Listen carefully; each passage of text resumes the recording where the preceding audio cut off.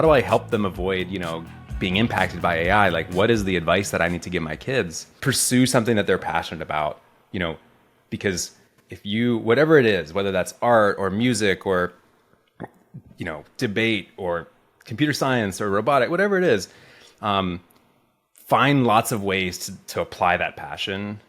And maybe a more pithy way to say it is like sort of like help to build that adaptability quotient by flexing those skills as early as possible. Launch a sneaker company on eBay.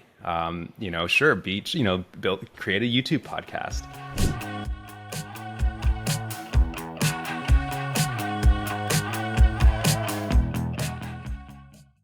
And I've been focusing on working with companies, working with both agencies that are sort of like, small to mid-size emerging agencies and emerging brands on how to use AI to sort of, first AI education, because there's a lot of demystification that needs to happen around that area, right? As you well know, use cases and focusing more on folks in the PR and communication space.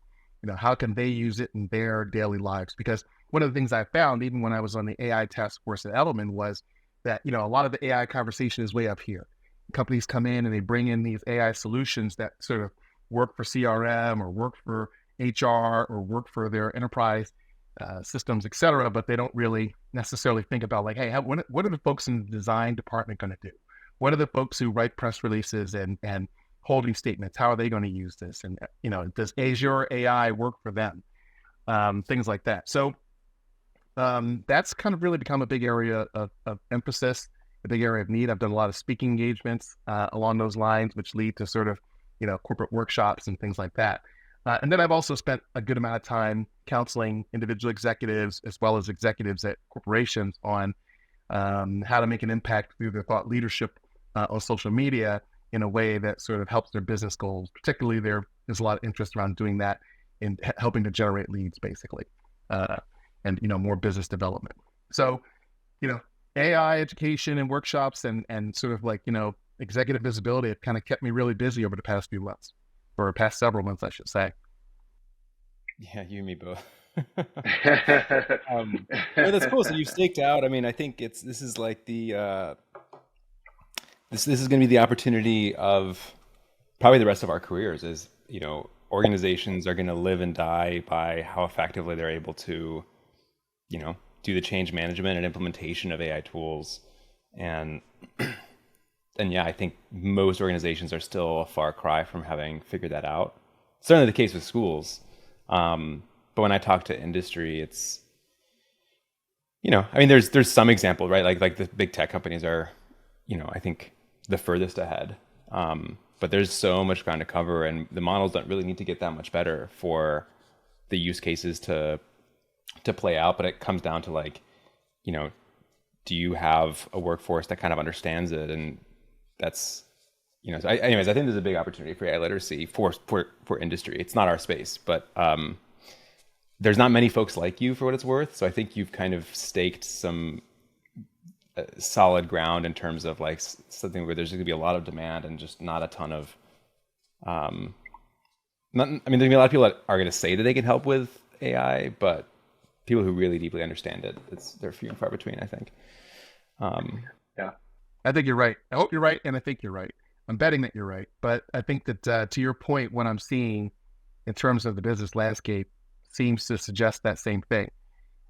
I think that there are a lot of companies that, when I initially first talked to them, they say, oh, we've got it covered. We brought in the AI solution. We're doing something off-premise, et cetera. And then when I peel back the layers, it's like, yeah, most of our folks are really only using it for email, right? Just basically scratching the most elementary of surfaces and everything. And, I think that that's really kind of the interesting thing about the maturity model and the conversation around AI. And I want to get to, what you're doing in education in a second. But I think that, like, if we think about the AI maturity model and the 5 or 6 steps involved, we're sort of at step 2, which is sort of just a very basic implementation of things and replacing the known. Whereas by the time we get to the end of the maturity model, we start to get into innovation. And I kind of liken it to the early days of the internet. I'm a little bit older than you are, Alex. And I remember sort of at the .com boom, back when AOL was uh, putting discs in magazine covers and things like that, literally the first thing that we did was we took brochures and put them up online, right? Because that's what we do. And it was like, okay, well, let's take this brochure, turn it to the side, and put it up on this new World Wide Web thing. We didn't even have the imagination to be able to think of innovations that came further down the line, like e-commerce stores, entire businesses that would live online, and some services like Uber, right? It just wasn't fathomable to us back then. And if we would have stopped at, hey, well, we don't need as many print designers because we can put these brochures up online, and we don't need business cards because we have email and things like that. We wouldn't have gotten to all those innovations that have really fueled our economy and really changed the way we do business and changed the way we live our lives. So I really kind of liken it, but almost on steroids, to where we are right now with AI. Yeah, I've been thinking a lot about sort of the analogs. I think the internet is probably the most apt. Electricity is something else that I've heard. You know, AI is the new electricity. There's here's my thing about the internet is, you know, on the one hand, the internet was transformational, no doubt. It didn't really displace work. It was gradual enough, right? So like you think about like Excel, not really the internet, but let's say sort of like computing and the internet kind of like sort of kind of in tandem. You know, Microsoft Excel significantly increased the productivity of people that worked in accounting and finance, but it corresponded with an increase in the number of people employed in those industries. You know, companies harnessed the increased productivity, and businesses were also generating more. There was more business, more need for accountants, more need for finance. The complexity of finance increased. Same goes for banking. You know, the ATM machine. That's like another example. It's sort of pre-internet as well, but you know, ATMs corresponded with not a decrease, but an increase in the number of people who worked for banks. And yet, I am struck by this sense that the the most obvious use cases for language models and for AI, for language models specifically, let's say language models and generative AI. Sure, there's going to be increases in productivity, but it feels like there's a much clearer pathway for true replacement of tasks, not of people. And I think this is like sort of like and I'm diving right into it, by the way. I think that the challenge, like, you know, we can't talk about AI education. We can't talk about implementation of AI without really sort of addressing, like, what does this actually look like when implemented by companies? You know, how are companies going to use this? And I really do believe that this is going to replace tasks. I think maybe a really pithy and maybe even brutish paradigm of like how to think about, you know, what are the types of jobs what are the types of tasks that are going to get replaced? What jobs are maybe more at risk than others? Something that I've been sort of thinking through is, well, if you look at your calendar and look at how many meetings you have during the week. If your calendar is filled with meetings, and they're not just repetitive, like, you know, customer support type stuff, like you're talking to clients or talking to employees or talking, you know, the more meetings you have, I think the more resistant that work is. If you're sitting at your computer just churning out work, you know, you're writing big reports, you're working in spreadsheets, you're, you know, designing something, that is the type of work that AI is going to be very good at replacing. And it's not going to replace entire people because it can't do the meetings. It doesn't totally understand the clients. And maybe, you know, eventually perhaps it will, but for the foreseeable future, right? We're not going to wholesale replace people with AI. But I think we will be able to increase the productivity for certain tasks significantly enough that you could imagine, you know, if you have 1,000 designers, you might be able to get away with 900 or 800 designers. And it's not that any one designer is fully replaced by AI, but your 800 designers are able to churn out as much as those 1,000. And so for companies, I think that is really how they are, you know, by default going to be thinking about these technologies is it's going to be less about unlocking some new business model and more about we're going to be able to do the same amount of work, maybe even a little bit more work, at initially a slightly lower cost, and that might become a really significantly lower cost. So for schools, I mean, that's really important, right? Because we have to try to do our best to look around the corner and say, well, are there going to be some career pathways that we think about as really prosperous today that it's not that they're going to go away. It's not that there's going to be no, graphic designers tomorrow, but there might not be as many. And if there are fewer graphic designers, that means that the people who are already employed are going to be looking for jobs. And if you're graduating college with a degree in graphic design, you're competing against people with years of experience. And guess what? What jobs are the ones that get, who do you fire or lay off if you have to lay off 10% of your graphic designers? Probably the ones with 1 to 2 years of experience. Well, that's interesting. It's an interesting parallel that you make about graphic designers, because I actually have a graphic design degree. Amazing. Okay, let's get into it. and I graduated at the dawn of the desktop publishing era. So the minute I graduated from college, my degree was obsolete. We learned a little bit of, I went to college during the Fred Flintstone days. So we learned a little bit about computers when I was in college, but mostly it was the sort of old school paste up, T-square, all of that type of thing. That was how we were taught and trained. So flash forward, when I graduated, it was right when desktop publishing with computers were starting to take over. And to the point you made, it initially displaced a lot of jobs, because to do the work of a graphic designer, you needed production artists, needed comp artists. You had to sort of take tissue papers and markers and kind of almost try to simulate what the design would look like, the brochure or whatever would look like, so that you could show it to a client, and then they would approve it, and then you could go do it and create it.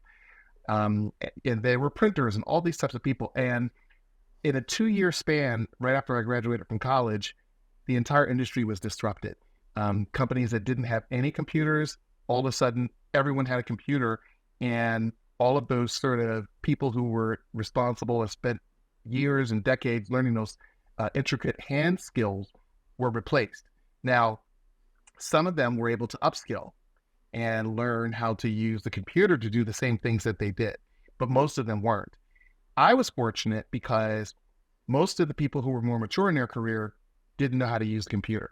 And to be fair, I didn't really know how to use it either, but I was very adaptable. I was like you said, I was graduating. I had little to no value to any of the design firms or advertising agencies in New York. So the only thing I could say was that, like, hey, I know how to use the computer. So I lied on my first job interview and said, yeah, I know how to use the computer. And I knew more than I didn't know how to use it. I knew more than they did. So I basically would stay late at night and teach myself how to be more proficient on the computer, and I made myself indispensable that way. I almost kind of liken it to what you were saying, in the sense that I think that for young people starting their careers, one of the things that they're going to have to be armed with is how to use AI, how to harness AI to do all of these different innovative things, and maybe things that their prospective or current employers wouldn't even dream about, to innovate, et cetera, because they won't have the years of experience of some of the people who are already in the industry. So they won't have that value. So if they don't have the innovation and the adaptability to go with it, it's going to be really difficult for them, just like it was really difficult for the folks that graduated around the time that I did.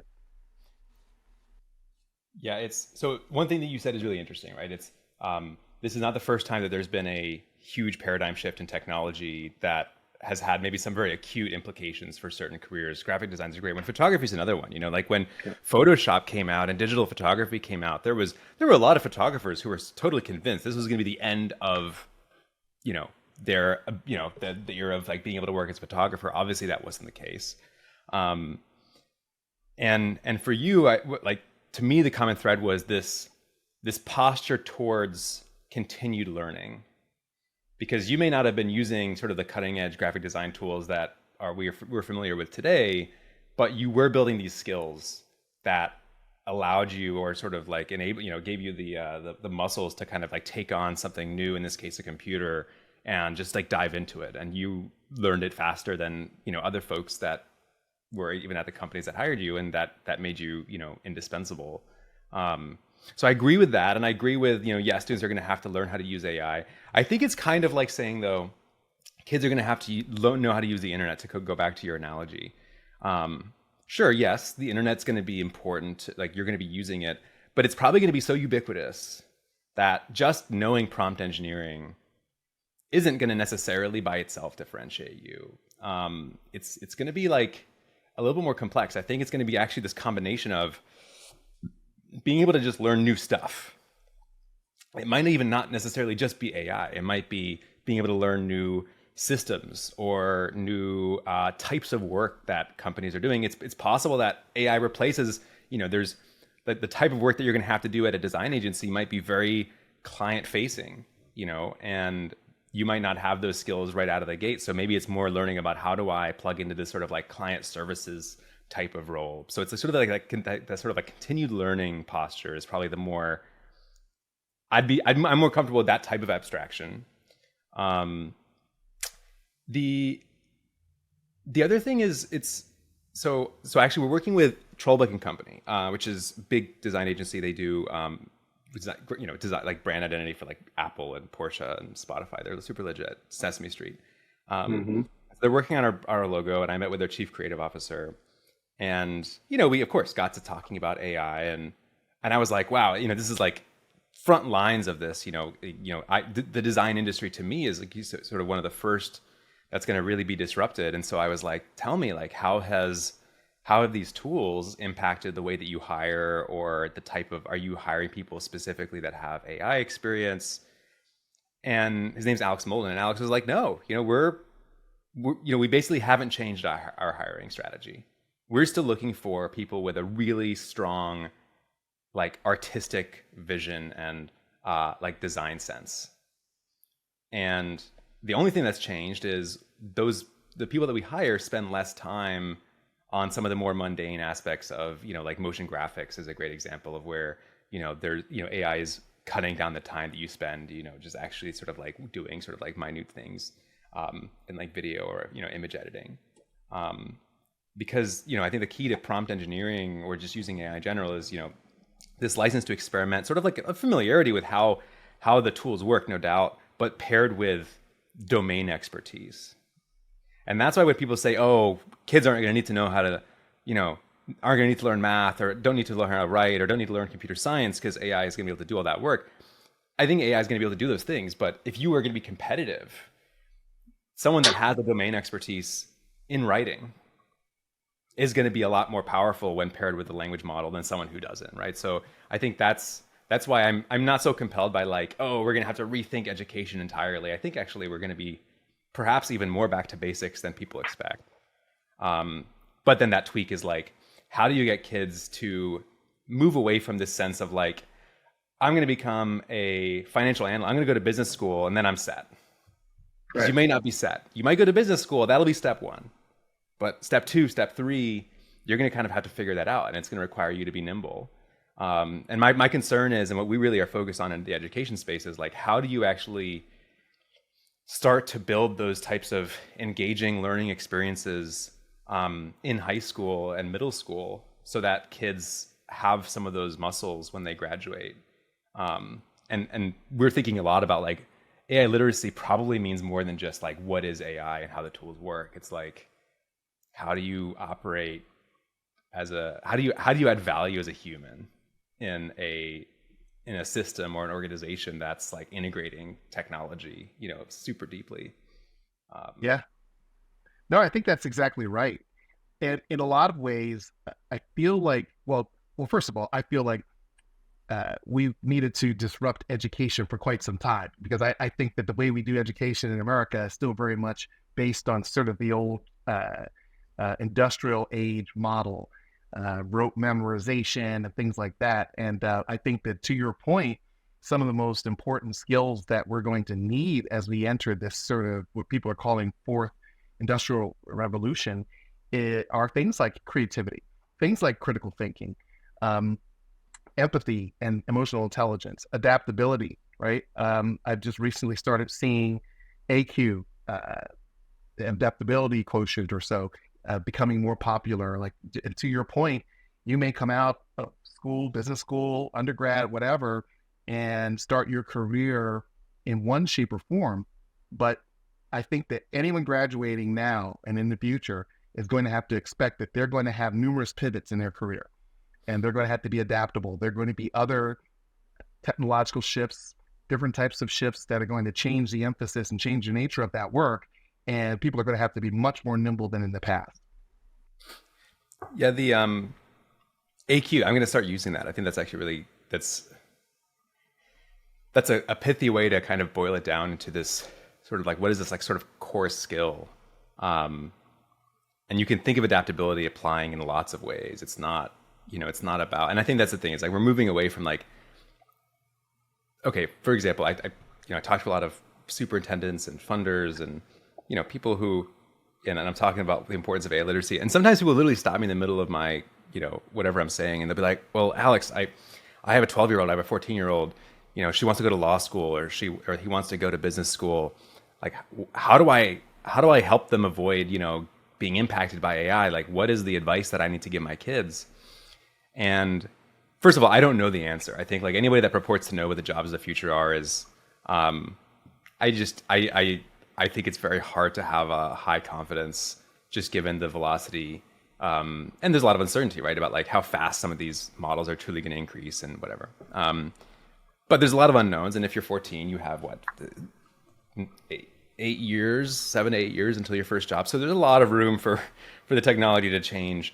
The one thing that I feel confident in saying is, just pursue something that they're passionate about, because if you, whatever it is, whether that's art or music or, debate or computer science or robotic, whatever it is, find lots of ways to apply that passion.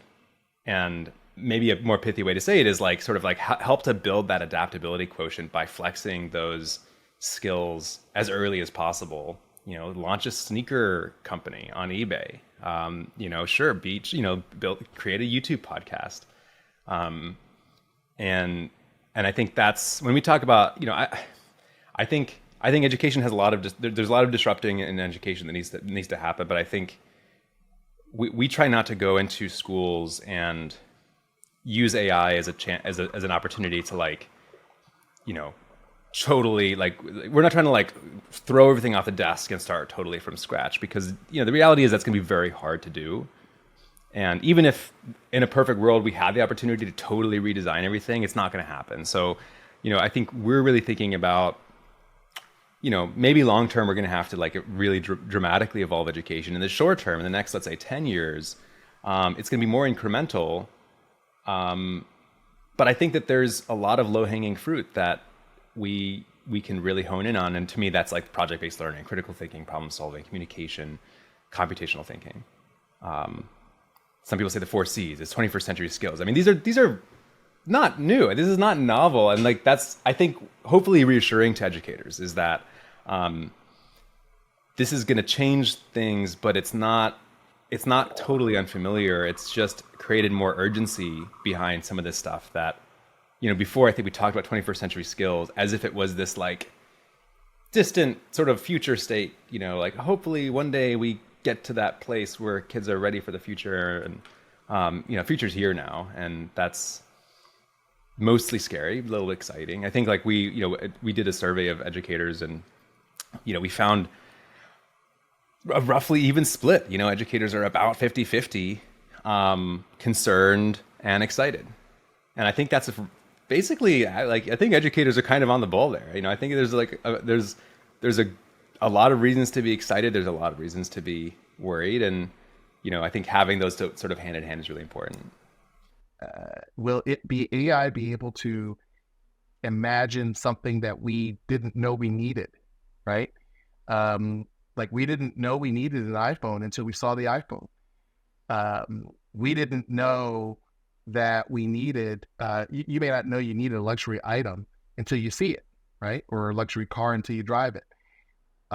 Or you may not know that you need something until you reach a certain different life stage of your life, or when it hits the zeitgeist, right? All of a sudden, something becomes a trend, you see your neighbor with it, you see your cousin or someone in your family with it or whatever. Now all of a sudden, something you didn't want yesterday, you want today. So I guess what I struggle with is when I hear these the technologists talk about all these things that AGI is going to replace in terms of things like marketing, et cetera, is that I don't know that AGI is ever going to have human intelligence.